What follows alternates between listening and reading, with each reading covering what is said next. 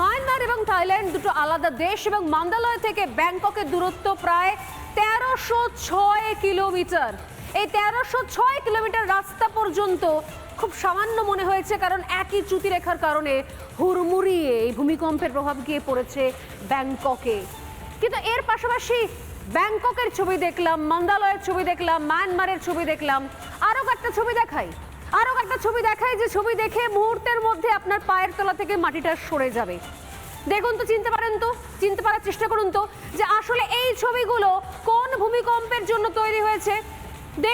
দেখুন আর দেখে চেনার চেষ্টা করুন যে এই যে বাড়িগুলো হেলে রয়েছে বিভিন্ন জায়গাতে, একটা বাড়ির ঘাড়ে আরেকটা বাড়ি উঠে গেছে। এই বাড়িগুলো আসলে কোন ভূমিকম্পের জন্য হয়েছে? কোন জায়গায়?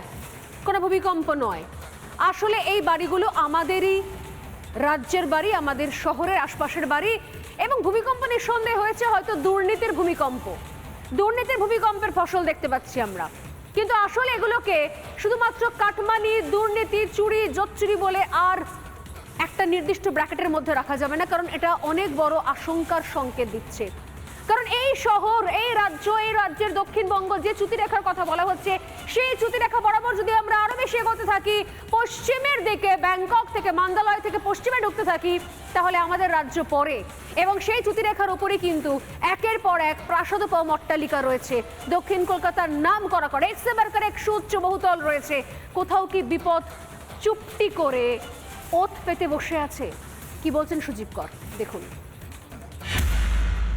কলকাতা বা তার পার্শ্ববর্তী অঞ্চলে যেটা আপনারা প্রশ্ন করছেন, সেখানে যদি এই ধরনের ভূমিকম্প সংঘটিত হয়, তাহলে কিন্তু তাসের ঘরের মতো পুরো শহরটাই হারিয়ে যেতে পারে। তার কারণ হলো কলকাতার মাটির তলদেশ ফাঁপা। কলকাতাতে আপনারা জানেন যে কোনো ভূমিকম্প ছাড়াই বেশ কিছু বাড়ি হেলে পড়েছে, যে পলিরাশি দিয়ে তৈরি।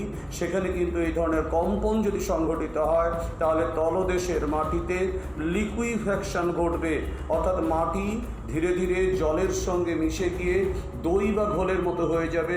বেসিক্যালি কলকাতা শহর সম্পূর্ণভাবে একটা আনপ্ল্যান্ড গ্রোথ বিভিন্ন দিকে গজিয়ে উঠেছে, এবং বর্তমানে যে সমস্ত কনস্ট্রাকশনগুলো হচ্ছে, সেই লোড কোনো অংশে কলকাতা শহরের নেওয়ার মতো ক্ষমতা আছে কিনা, সেটা কিন্তু বিচার্য বিষয়। আমরা শুনছিলাম কি বলছিলেন সুজীব কর, একজন অত্যন্ত প্রাজ্ঞ ব্যক্তি, যার কাছে আমরা বিভিন্ন সময় এই কথাগুলো জানতে পারি। কিন্তু তারপরেও কি আমরা সত্যি শিক্ষা নিচ্ছি? কারণ এত বড় একটা ভূমিকম্প একটা দেশ থেকে অন্য সমস্ত দেশগুলোর প্রভাব ফেলছে।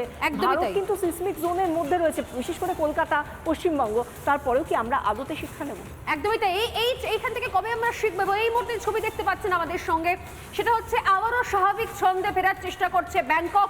এই মুহূর্তে ব্যাংককের লেটেস্ট ছবি দেখাচ্ছি বাংলা প্রাইম টাইমে, একমাত্র বাংলা নিউজ চ্যানেল যেখানে এই মুহূর্তে এই লাইভ ছবি আপনারা দেখতে পাচ্ছেন। এবং এর সঙ্গে প্রশ্ন করব, মান্দালয় থেকে ব্যাংককের ডিস্টেন্স ছিল 1300 কিলোমিটারের কাছাকাছি, মান্দালয় থেকে কলকাতার ডিস্টেন্স 800 কিলোমিটারের কাছাকাছি। অর্থাৎ কোথাও কোন জায়গাতে ভয়ের জায়গা রয়েছে, সচেতন হওয়ার অবকাশ এখনো হয়তো রয়েছে, ভাবতেই পারেন, আমাদের ভাবা উচিত।